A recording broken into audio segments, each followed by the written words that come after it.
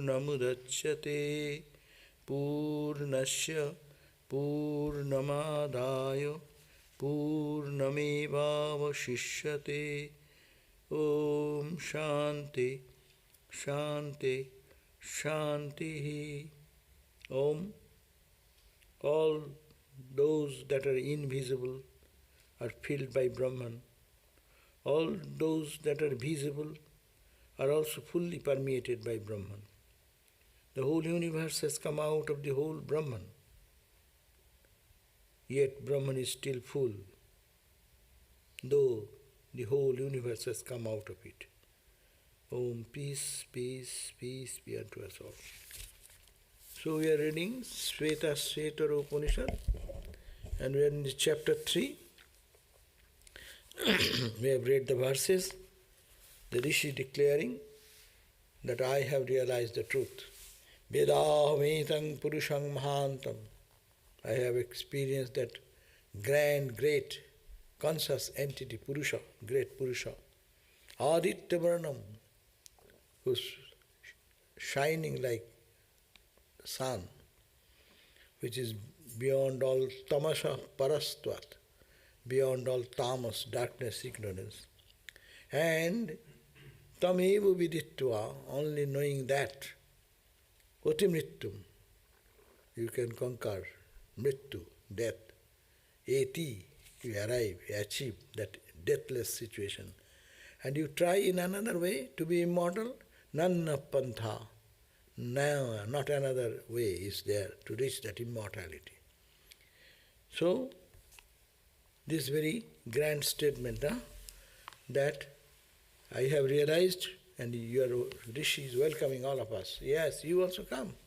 You can realize that truth. And I am known that truth, which is effulgent, which like the sun, and which removes all darkness and ignorance of this duality of miserable world.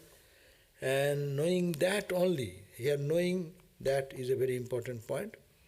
Knowing does not mean intellectual knowing, as we are now reading, it is intellectual knowledge. It will have misunderstanding because still intellect is functioning. But when you do that beyond intellect, that means when you purify your mind and heart, then that revelation that will come, that will be the immortality. And there is no other way of bringing your money in your life, wealth in your life, prestige, name, education, high-born condition, low-born, poor, Brahmins, Hindu, Muslim, nothing question. You know that truth, and then you will be immortal. Now, annapantha, there is no other path.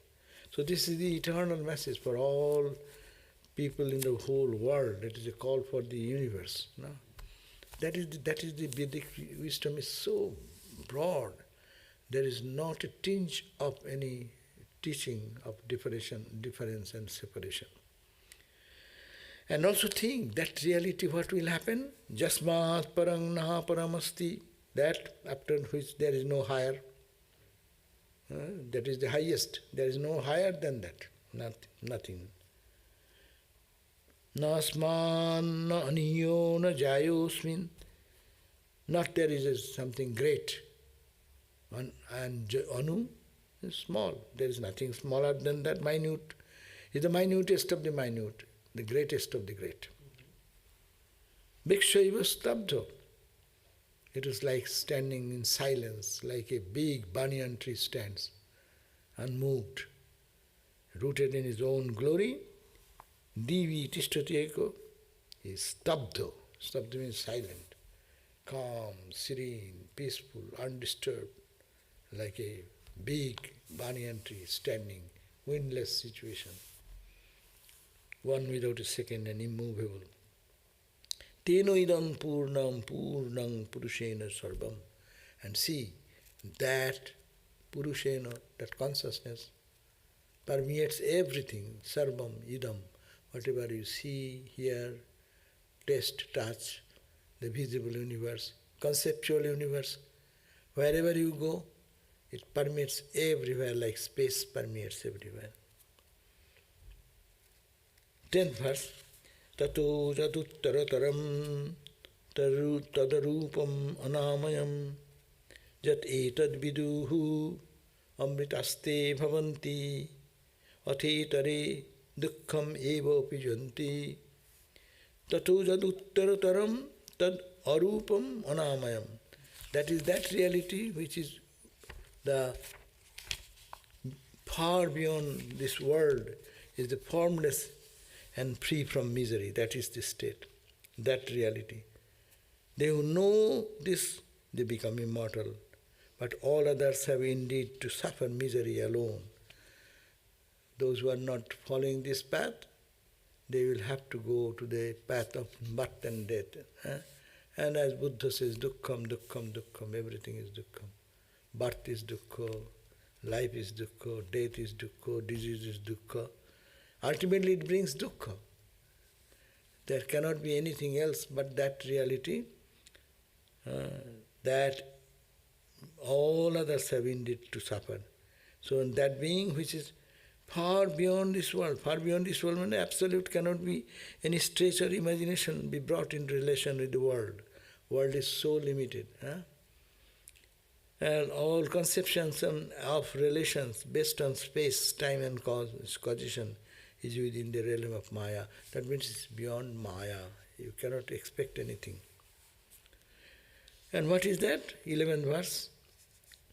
sarvānanaśirogrīvaḥ sarvabhūtaguhāśayaḥ sarvavyāpī sa bhagavāṃs tasmāt sarvagataḥ śivaḥ sarvānana. Tasmāt, so, from that divine entity, divine Lord, sarvabhūtaguhāśayaḥ, who is all-pervading, sarvagataḥ, who is omnipresent everywhere, śivaḥ, that which is benevolent or that which is perfectly in the state of peace. No? So it is śivaḥ is auspiciousness, that which is auspicious, all benevolent. sarvānanaśirogrīvaḥ. He is actually ānana, face, shira, head, griva, neck. Everything he permeates, everything. Sarvabhūtaguhāśayaḥ, and not only that, he is also dwelling in the heart of every being. So therefore, the divine Lord, being all-pervading, being omnipresent, being benevolent, means all auspicious, dwells in the hearts of all beings and makes use of all faces, hands, necks in this world. So all the face, all the neck, all the physicality, it is he is doing every movement. We think that we are nodding our head, we are looking at this. It is not. It is he looking to it. There is that absolute Satchidananda self. So it is noteworthy that this mantra, speaking of divine immanence everywhere, that comes immediately after the previous one, which depicts the supreme and the absolute, far beyond all relations. So that is the state, it comes immediately, a divine immanence which is everywhere, which is the far beyond all duality or relations. The idea is that God is both transcendent and immanent. This beautiful synthesis of the connect conceptions of personal and impersonal, of transcendental and immanent, is the characteristic feature of this Upanishad.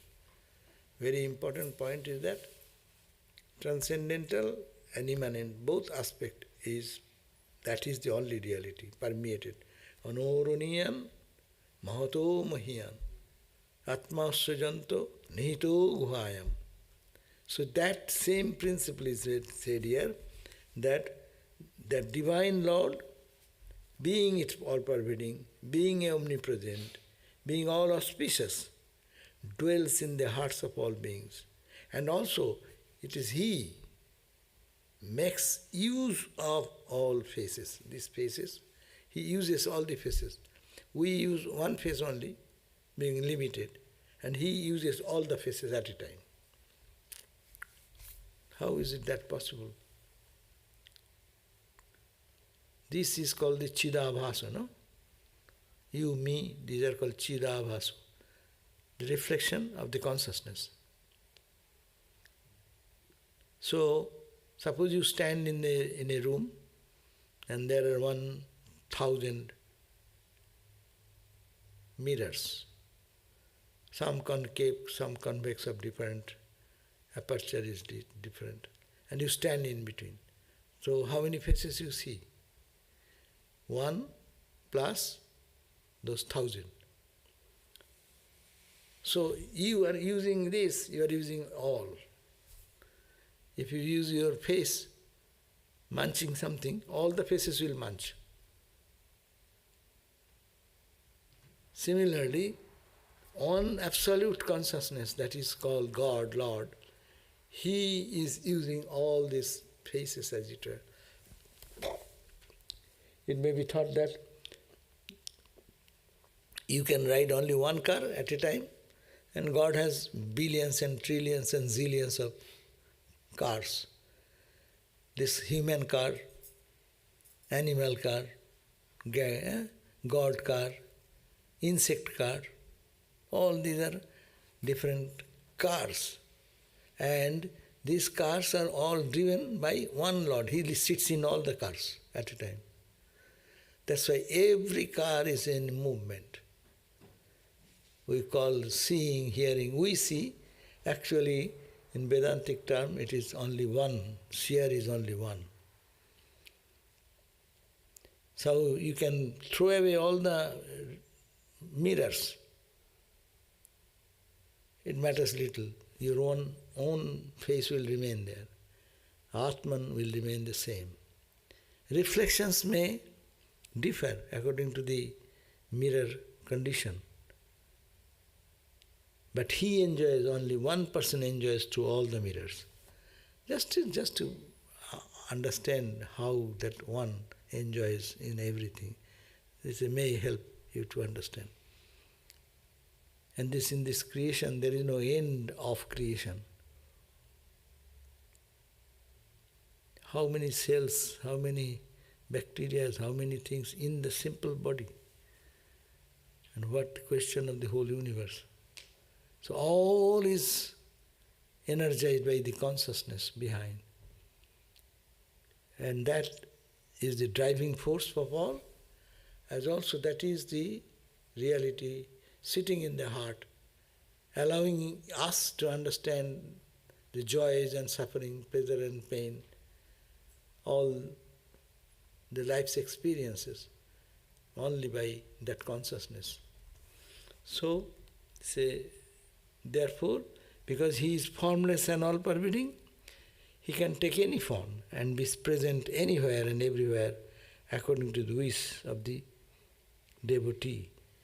Benevolent means if he did not graciously dwell in the hearts of all beings and guide their senses, thoughts and actions, it would not have been possible for man to realize him by his own unaided effort. Benevolent means God is always conscious, kind and beneficial. Through suffering and through pleasure, he is holding our hands to realize that truth. Rather we learn from days of suffering rather than days of joy and fun. Because the merriment, the day of merriment, who remembers God? Who does need God? But when we are in difficulty, we are in problem, in any type of problem. So, through all experiences, good and bad, God is leading us to the... If you have no experience of pleasure, then you say, what is this life? Who can live for a moment if there is no joy in life? But if joy follows joy, suffering is followed by joy. Then when suffering comes again, I got that joy, and this is the distinction. And that makes us again question. So, life is an experience, and life is a great teacher. Those are aware of it, they move faster. They are not aware, they will be moving, but it will take time. Ramakrishna said, everyone will have hunger, but someone will have his appetite full in the morning, someone may be at 10 o'clock, someone may be noon, someone may be afternoon. Some people may not get a lunch whole day. And some people may have lunch at 4 o'clock, some people 5. So spiritual hunger will be fulfilled. Some may be in early time, some may be little late, but everyone will be fed. Everyone's hunger will be satiated. We are all searching for that. So this is the verse that to all the avyayaḥ, sarvabhūtaguhāśayaḥ, sitting in the heart of all, sarvavyāpī sa Bhagavan, that Bhagavan who is, because if you say why Bhagavan is coming, why not Brahman here? Brahman cannot do anything. Brahman becomes Bhagavan when? Brahman plus Maya is Bhagavan. Brahman plus cosmic ignorance, that is the creation comes from there. Before that he is non-dual. There is no creator, no creation, no Bhagavan, no jiva. Bhagavan is a term given because he is the ruler and controller of jivas. So where there is no jiva, where there is no creation, so where is the question of creator comes? Creator comes when creation comes. If there is no creation, then where is creator? That's why there is a Kali mother's song. Brahmando chilona jokhon, when there is no Brahmando, this creation, Mundomala kotha peli, where do you get your garland of skull? Then it is impossible. That time there is nothing, it is Shiva. It is all absolute consciousness. So all this creation comes when he becomes Bhagavan. So that Bhagavan is the Nirakara and with quality. That is the Judeo-Christian idea of God. And in our Indian tradition we call Bhagavan or īśāno. He controls, īśāno means controls. But Brahman cannot control anything. There is no controller, no controlled, no nothing to be controlled. So the question does not come there. So as soon as you come to creation, it is in the realm of Bhagavan or īśāno. And that's why it is said, īśāra sarvabhūtānaṃ hriddhasya Arjuna tishtati. O Arjuna, īśāra, the Lord God, that nirakara, saguna Brahman, who pervades everywhere, who is permeated in every being, he most palpably sitting in the heart. Because you know whole body, where your feeling center is where? Your headache, felt where? Here. Your toe is heart, felt where?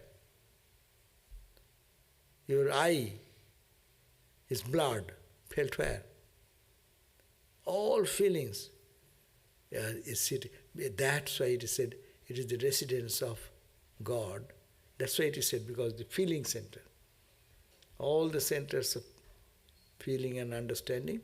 Understanding is intellect, but that all the soft feeling, heart feeling, joy, sorrow, suffering, it is a feeling center. That's why īśāra hriddhasya tishtati. And here also, sarvabhūtaguhāśayaḥ.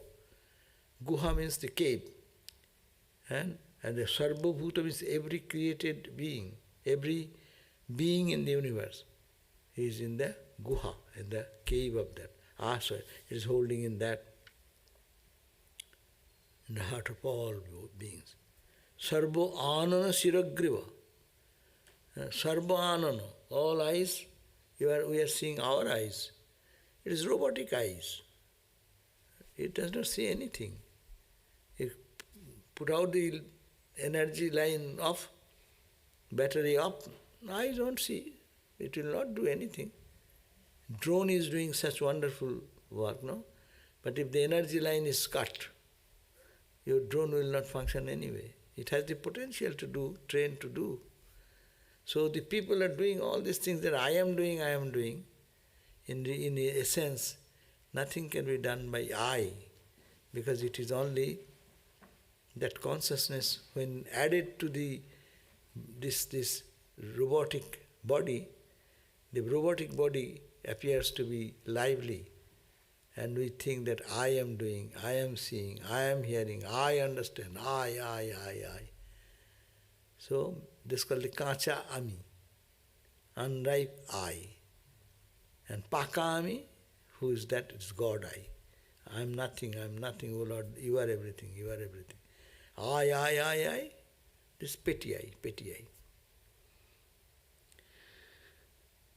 Now, so, we have to think that way, that it is, these are all mantras to use for more introspective idea, to think about them much deeper.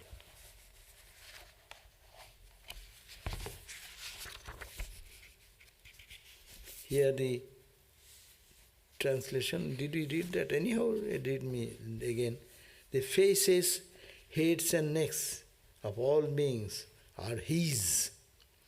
He is in everybody's heart. He is everywhere and all-pervasive. He is God. That is the self is supreme. This is why He is in every being. This self is the source of all that is good. When you think you are separate from the totality of existence, you suffer. We are now in the plane of body consciousness, so you think I am an individual and you are another. I have one form and you have different form. And because we see multiplicity like this, we have relationships of love and hate.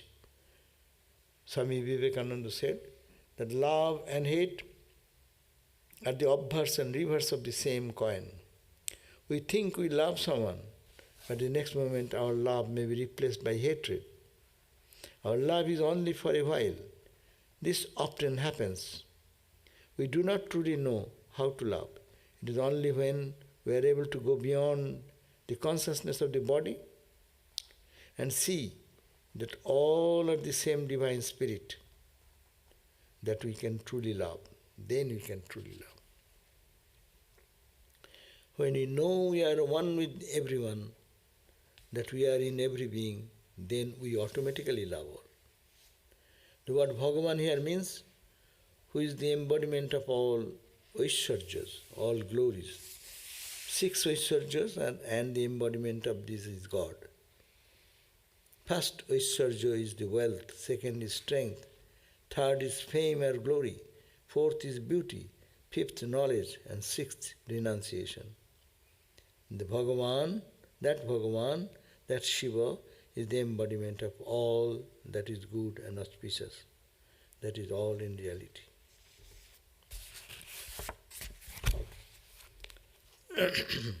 Now, next verse 12. So, from 10 to 11 we got that consciousness permeates everywhere, and you can meditate and He is sitting in your heart and you can try to think. But now it is eyes open.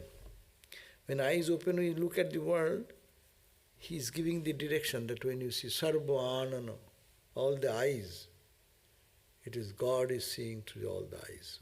One God, no? All His head, neck, it is all the gods, not. So individual consciousness is pulled into the cosmic consciousness. And this thing, He is all auspicious. This, the Bhagavan, is all pervaded.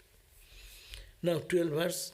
Mahān prabhur puruṣaḥ, mahān prabhur puruṣaḥ, sattvasyaiṣa pravartakaḥ, sattvasyaiṣa pravartakaḥ, sunirmalām imāṃ prāpti, sunirmalām imāṃ prāptim, īśāno jyotir īśāno jyotir mahān prabhur puruṣaḥ, mahān prabhur puruṣaḥ, sattvasyaiṣa pravartakaḥ, sattvasyaiṣa pravartakaḥ, sunirmalām imāṃ prāpti, sunirmalām imāṃ prāptim, īśāno jyotir avyayaḥ, īśāno jyotir avyayaḥ. This is the 12th verse.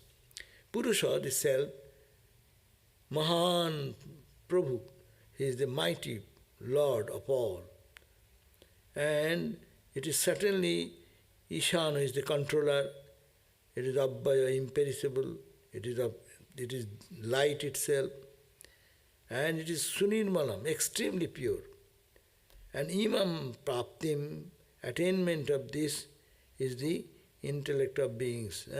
The self is indeed the mighty Lord, big self, not the small one. He is the imperishable light that controls everything.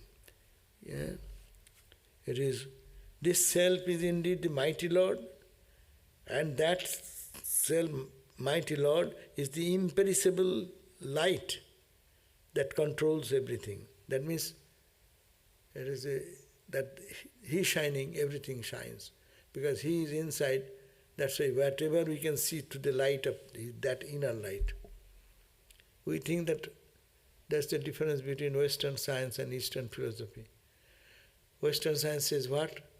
There is an object, there is rays of light, falls upon that, reflection, your rays coming to my eyeball, it's coming from outside and making a reflected image, then that image is carried to the nerves, to the brain, and brain recognizes, like Google engine, he finds out what is what. But Vedanta says no, it is light coming from within, through the eyes, falling on the object, and is capturing one image, and then it takes back. So, total difference. One is light external is the source, here light internal is the source. Internal light, that is the light coming out of your eyes and falling on the objects of the senses. And then you capture it and catch it and withdraw it back to your eyeball. These are all instruments, and carrying to that source, then you can recognize the object. Light inside is the fundamental, or here light outside is fundamental. Actually, light internal is the truth. See, I close my eyes, I can see many things. It is not dependent on the external light. But external light is impossible. If it is dark room, you cannot see anything. Because that object has no light to reflect on your eyes. So it is more rational thinking, that is the light which shines in the heart of all, that is reflected in the world. So it is the light that controls everything. This light controls everything. If the inner light is not there, a dead person, his eyes are there, but his perception is not there. But so long that light is active, we can see, we can hear. The instrument becomes dysfunctional. The car remains the car, but it does not move. It does not act anyway. The physical body does not function anymore. So it is the inner light of everything. And that Bhagavan, that inner truth, guides the intellect of all beings. Sattvasyaiṣa pravartakaḥ. Sattva means here intellect. All beings, so as to enable them to gain their extremely pure state of mukti. Sunirmalām imāṃ prāptim, which is sunirmalām. Nirmala means pure. Sunirmal means extremely pure, stainless. Sunirmalām imāṃ prāptim. They get this īśāno jyotir avyayaḥ. That jyoti, that īśāno, that all-controlling light which is inside. So mahān prabhur puruṣaḥ. This self is indeed the mighty Lord. So the power comes from here to meditate that the self is the one all-powerful and that light is here. indeed the mighty Lord who is seated in the heart. He is the imperishable light that controls everything. He guides the intellect of all beings so as to enable them to gain that extremely pure state of mind. So he guides, this light guides intellect of all beings. Everyone's intellect is functioning because of the internal light. You can think of Panchakosha, 5 koshas. The light of the self falls upon what? First, ego. Ego gets illumined. That light transmitted into intellect. Intellect gives lighted. That light falls on mind, mind becomes active. That light falls on the prana, and that light falls on the body. That's why body is still shining and all this. So this is the light, internal light. But that internal light is at the deepest depth. It illumines our understanding, it illumines our mind and emotions. It makes the body functional, and all the apparent activity of the body is done by that light. So he guides the intellect. That means who guides your intellect, my intellect? That self. One step you are missing. If you say ego, ego is controlling me. But ego is controlled by whom? By the light beyond the ego. So he guides the intellect of all beings so as to enable them to gain that extremely pure state of mukti. So this is only this guidance. What is the reason of this? To bring us back to our real self.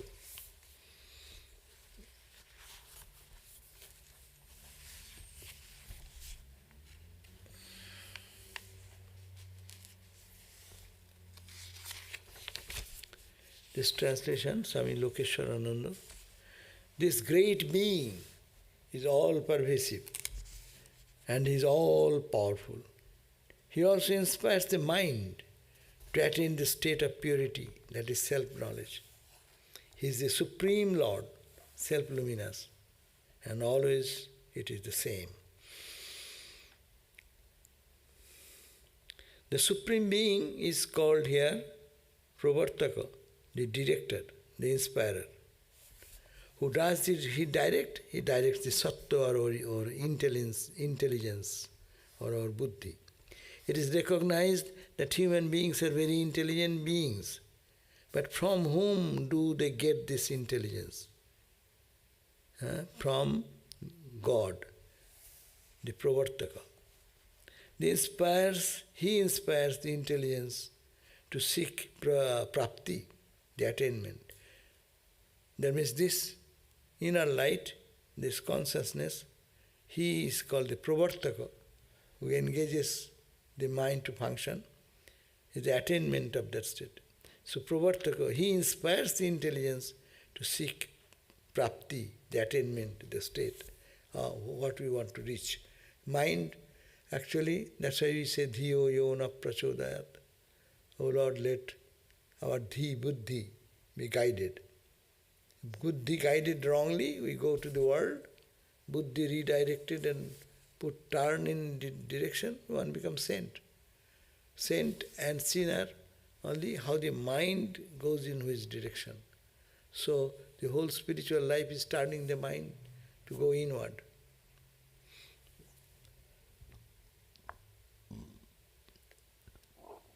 Bhagavan, the pravartakaḥ, inspires the intelligence to seek that which the state. There are many kinds of attainment, such as money, beauty, scholarship, etc.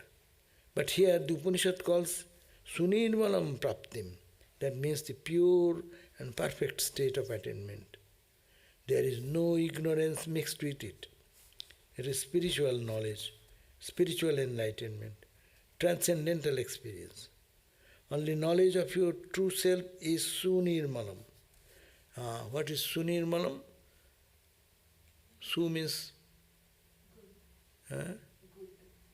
su means good, extremely elevated, best. So nirmala means stainless, pure. Sunirmalām means extremely pure, extremely pure, that buddhi.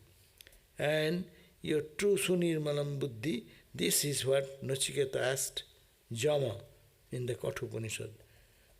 Jama tried to tempt Nachiketa with money, power, long life, even the position of a god.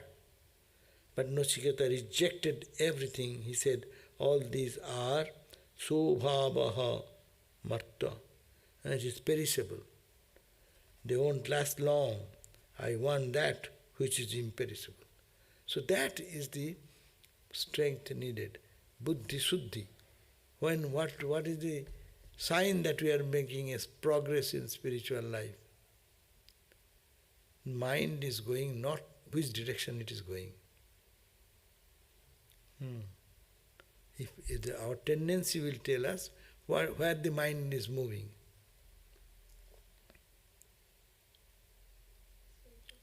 Huh? The spiritual things? Yeah, it will be, when mind will be Suddha, pure, it will not relish anything. Good food, good talk, chutney, gossip, nothing will please them. They will be feeling uncomfortable to hear those things. Mind will go for God means it will go for spiritual thing only. You will feel, as people feel really reactionary to certain things in the world, so all things will be, such reaction will come. It does not please me. That's the song came, Buddha. Judai techai, kuthai judai. I want to get solace and peace. Where shall I get that? Again and again I am born, and again I am coming. How much I weep and cry, how much I smile and make fun. Where do I go? I do not know. Who is there? Oh Lord God, show me the light. So that is this song. And Swamiji used to sing that song to Ramakrishna. Ramakrishna used to go to Samadhi. This song, see. So Judai Techai. So that call comes, and that time nothing soothes. Nothing of the world, money, wealth, fun, joy, food, shelter, praise, name, fame, all appears to be insipid, meaningless, worthless. So that is the sign that spiritual progress is happening. And how much degradation is happening?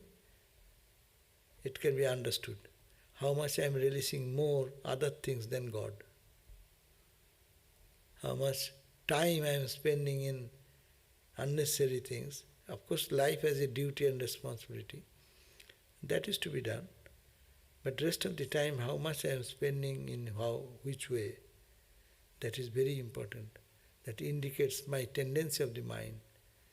And therefore, we have to catch our mind and hold it and to direct it towards that eternal truth. And in time comes when you will be so overwhelmed that you don't have any intention of any other thing. Ramakrishna used to say, he used to cry, He used to climb in the roof of the music tower and used to sing, "Oh my child, come, I am tired. I am getting burned by talking about the world and worldliness with the worldly minded people. So I am tired of it." So it's just the opposite. People are so happy with talking about everything but God. But here is the example. God can be the criterion. Without God, he is crying. I cannot bear the mundane talks, worldly talks, So that is the sign of spirituality, spiritual progress. So all these subhava, and how will you come? Because whatever you attain, whatever you achieve, they are all svabhava. It will be only staying for a temporary period, only for few days. The king becomes king for few years.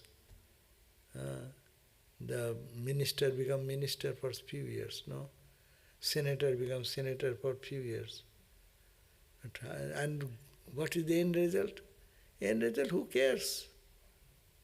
You are a senator, who cares?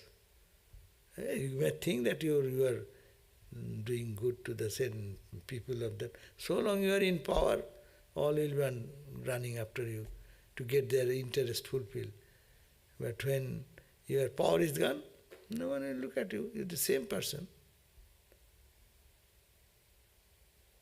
It's all, understanding this, we are not to hate anyone, but to understand that who is my own, whom I am relinquishing, and whom I am accepting as my friend. I am accepting those who are not my friend, but I am just ignoring who is my eternal friend. Rabindranath Tagore has a song, Chiro Sakha, O my eternal friend, Chere Jeona, don't leave me, O Lord. You are my eternal friend. Actually, all the time, we as a breath, we are breathing. We believe in God or not, but God is there because I am breathing. But I do not have any time to look at that side. But we are looking at the outside and thanking everyone. Thanking everyone is good. More thanking is necessary to that reality for which I am sustained. I am breathing, I am seeing, I am understanding. That's why we have Thanksgiving. Thanksgiving. That's why Thanksgiving. So the perishable thing in the world, they won't last long. That's why Nachiketa said, I want that which is imperishable. And what is that? What is imperishable means? The knowledge of the self, knowledge that will give perfection, that will tell me who am I. Only that is abhaya. Abhaya ki? Abhaya. That is abhaya. Abhaya means imperishable, unending. It cannot be destroyed. Now is another verse 13. Prashna ache naki? 1. Okay, I just read that verse. We will explain later on. Aṅguṣṭhamātraḥ puruṣa antarātmā, aṅguṣṭhamātraḥ puruṣa antarātmā, sada janānam hridaya sannivishta,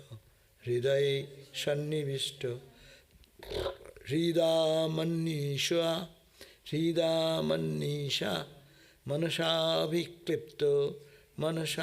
abhiklipto, jayetad viduhu, amritaste bhavanti, aṅguṣṭhamātraḥ, puruṣa antarātmā, sada janānam, hridaya sannivishta, hridāmanisha, manasa abhiklipto, jayetad viduhu, amritaste bhavanti. Aṅguṣṭhamātraḥ, like a thumb. Not big, very like a thumb. Feel like that, small as like a thumb. Purusha antarātmā, that self which feels that consciousness we are talking, concentratedly it lives in that small space like a thumb. Antarātmā, the innermost being. Purusha antarātmā. Sada janānam hridaya sannivishta. Sada means all the time. That reality is residing, sat nivishta, it's residing or staying in that hridaya, in the heart. And now it is present there. But manisha, that means the bestower of knowledge, the self, Hridaya, by the consciousness which is the heart, and seen in various fluctuations of mind. Manasa, by the pure mind, Abhiklipto is manifest. So, it's the small aṅguṣṭhamātraḥ. It's like a small, like a thumb, as a thumb. Yet, Purusha antaratma sada jananam hridaya sannivishta. That Purusha, that truth, that Satchidananda, fills the universe. He is in the heart of all, as the innermost being. He is the source of knowledge. And he expresses himself as the various fluctuations of mind. Our mind fluctuates, no? How can it fluctuate unless there is the energy behind it? So it is that consciousness. That means even the fluctuation of the mind, that is also that animated by that consciousness. Calmness, that is also animated by that Satchidananda self. That's including the right decisions of the mind makes when it is pure. The same, he expresses himself in the various fluctuations of the mind, including also when you make a right decision. The viduramrita. Etad vidu, that who knows this, those who know this, they become immortal.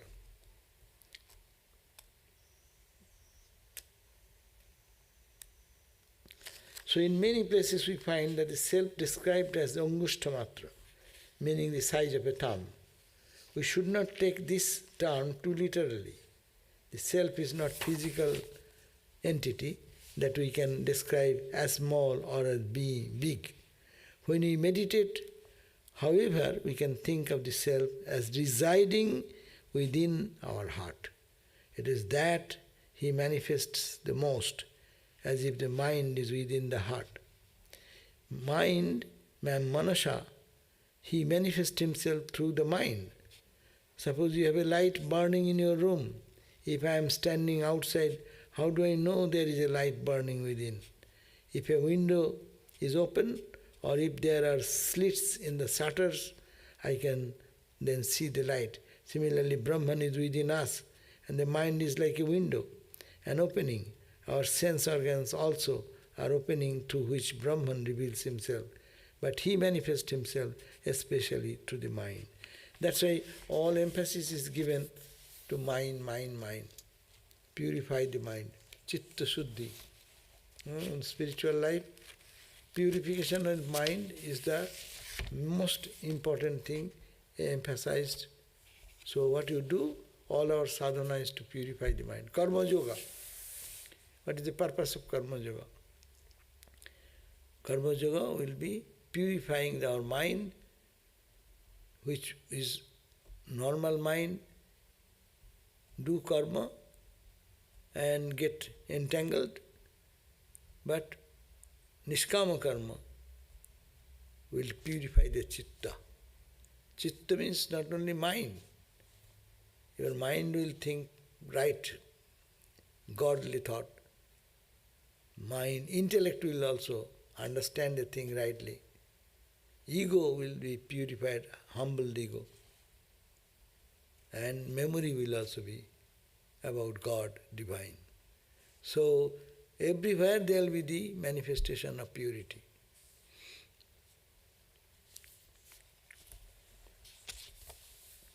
So this can be meditated also. aṅguṣṭhamātraḥ Purusha antaratma.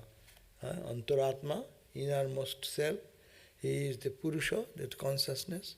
He is aṅguṣṭhamātraḥ in the heart. Not in the heart means just to concentrate the mind focused. That's why they are indicating like a heart, small as such. But it permeates everywhere. As I said, Ramakrishna's example, the governor house means governor is the governor of the state. But you want to find him, where do you find? You have to go to the governor house. So governor house is the heart, who governs the whole universe. That conscious entity is more palpably experienced here. That's why our gurus teach us meditate in the heart, the space of the heart. and feel that there is a presence of the divine, no? And he is in the lotus, and etc., etc. So, why it starts that way. After starting that way and concentrating every day, meditating, when it becomes tangible, then you see that it is not only here, then it is everywhere. And then vision opens up.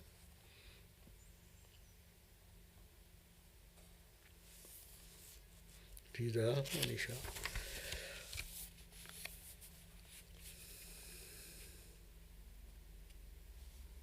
All saints and sages say the same thing. Spiritual realization is experienced within the heart. It is not an objective experience. Sometimes I see outside myself, yet at the same it is a real, as if I am looking at something outside. This is why they call hasta-malaka, holding a fruit in the palm of your hand. If I am holding a fruit in the palm of my hand, I know I have in my hand. I feel it. I don't have to have any proof of it. No one can say, oh, you are just imagining. Similarly, although spiritual realization is experienced within the heart, you cannot dismiss it as imagination at the beginning. At the beginning it is all imagination, we try to think. You know it is real. How do others know it is real? When an individual has the kind of experience, he is at once transformed. He holds his whole personality, his character, all changes. The experience is revealed through his movements, the way he speaks, his actions, just as a light burning inside a room shines through the windows or through the openings of the shutters.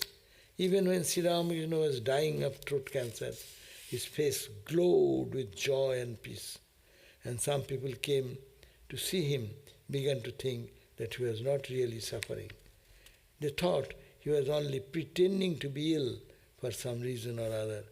If he was in pain, his face should certainly have shown it, they thought, but he was always joyful. His joy was so deep that the pain in his body was insignificant. Okay? We'll read it again, the verse number 13.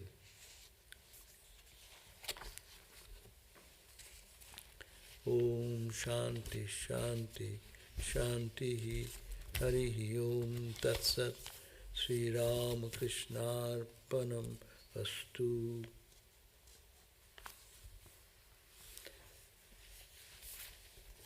So tomorrow we'll have our gospel class at 7:30, and I will be there to read that gospel.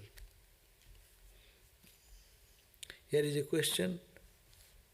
When I suffer or enjoy, then does that which I am, does that also suffer and enjoy along with me? If you say I suffer means a body-mind complex, I, as I am. Yes, I suffer because I have the body identity. But those who are realized soul, no, they cannot, they don't suffer, their body suffers. I am now thinking I am the body. But a realized person knows it is my garment. Yeah, if the garment is torn, okay, it is torn, but what does to me? I am quite okay. So they don't bother about that. That's why we read the last example of Sri Ramakrishna. So the Atman cannot suffer. There is no question of suffering. Then what is the use of studying all these things? If we want to ultimately we get to the point where there is still suffering, and that is called God realization. No. When God realization comes, that means you are not the body. So whatever happening in the body, it is happening to the body. That must we acknowledge. You say my dress is torn or spoiled. So you discard that dress. But nothing happened to you. So that is the question, that not all this pain and suffering is felt in the body so long I have my identity. I give the example again and again. When you go to surgery and doctor does 5 hours of surgery on the body. And it is happening in your body. But you don't know anything. How? Why don't you know it? Because it is your body. Had it been you one with that, then you feel the body pain. But when it is off from the body by medicinal effect, then you don't identify there. So by spiritual practice, if you can train the mind to withdraw from the body and put it to God, yes, body will do its own operation. What is the matter? Sri Ramakrishna knows cancer, it is happening in the body. He knows perfectly.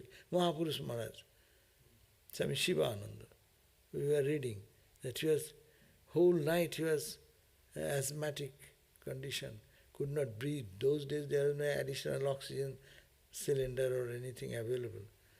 What a painful whole night. The attendants were watching that and they are feeling so much pain. But morning, 2-3 pillows are in the front and back, he is just supporting himself, sitting sometimes. He cannot lie down. Whole night went up like that. And somebody came in the morning and asked, Maharaj, how are you feeling? I am okay. Then the attendant said that, no, Swami, your whole night you passed through such a situation. Oh, you are talking about the body? Yes, body was suffering. So they can make it quite clear distinction. It is the body and it is me. I am not the body, so I can separate out. They have the power to do that. Keep the mind in that lofty level. So what is going through the body will suffer. So long you will have expression, no, but untouched by those things. Even in the deep sleep we don't suffer. Yeah. Deep sleep we have no experience at all. One experience we find there is something. Yes, there is experience because there is still separation. It is not merging into the God, into Brahman. Therefore, we find joy. Everyone feels peace. That time, and when he comes out, you say, I slept so deep yesterday. And it is always pleasing for everyone. Second question, why is this whole spiritual progress so coercive?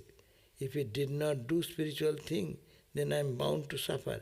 It is like God holding me at gunpoint. Do it or else. Why so?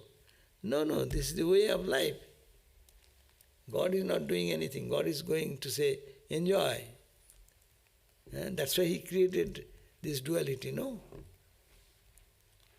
But it is like the mom creates some toys and gives it to the baby. Ma knows that baby is my baby. But he wants to play with the baby. So you play with the toys. So that is the purpose it is given to understand. Toy is not true. Your mom is true. So similarly we are playing with the toys of life in every phase of our life. One toy, as the age moves on. Yeah? And now, when you will find that it is all toys, I don't care for those. I want to go to my mom. That's a different thing. Another question, does a humble ego mean not standing up for oneself? Standing for oneself may mean that the ego is acting out. Where is the balance? That balance we have to think in ourselves. We should have to stand up, not someone taking advantage of me. If you don't stand up, then you will be troubled. So for that purpose, and that ego is necessary, that's called good ego, to protect. So, not to harm anyone, but to protect ourselves, we have something, Ramakrishna said, to hiss and not to bite. That snake story, no? So, to feel that it is good to react in those areas just for protection.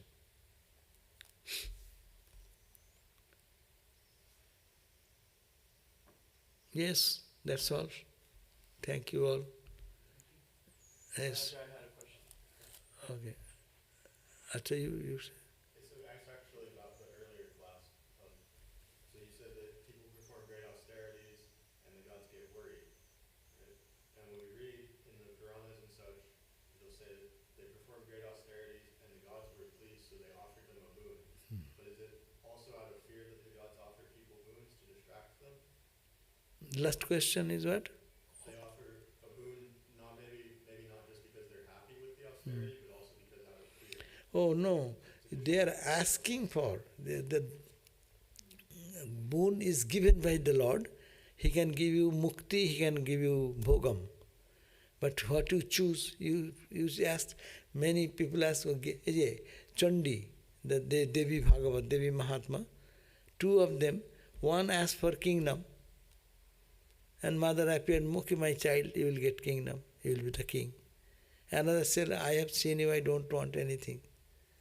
No, his question is because in the afternoon you said that God goddesses are sometimes scared when you are doing the austerity that your position, you may take their position. Oh, So that. they can come to give you the boon because they are out of fear they are granting. That's true. Not because of they are That's true. your austerity. That's true. If that particular aspect of the divine wants, that is my position is getting to go away, so naturally tease him in such a way, his mind does not go. But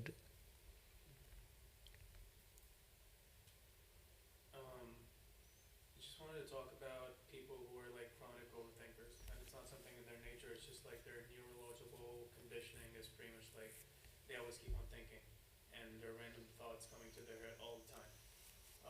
Is there realistically a way to like stop that? yeah, you can't counter thought. Thought is coming. Before the thought comes, if we practice our japa or think some noble thought, higher thought, it will be counteracting that thought. Okay, so like let's say if you're a creative, if you're Eh? a writer, if you're a writer, for example, a creative person, for whom like overthinking is just a part of the process. It could be something like focusing on the creative aspect rather than the distractions or like the part that you're overthinking about but should not be thought about that much. No, you think about your creative aspect and write it and offer it to God. That will count. All the other thoughts will be barred by that. You can use your talent, whatever way it comes. But if it is connected with God and doing for God, these ideas come, then the other ideas of the after effect of its failure and success and this and that will not bother. Thank you. So, okay. So see you tomorrow again, 7:30. Om Shanti, Shanti, Shanti. Peace, peace, peace.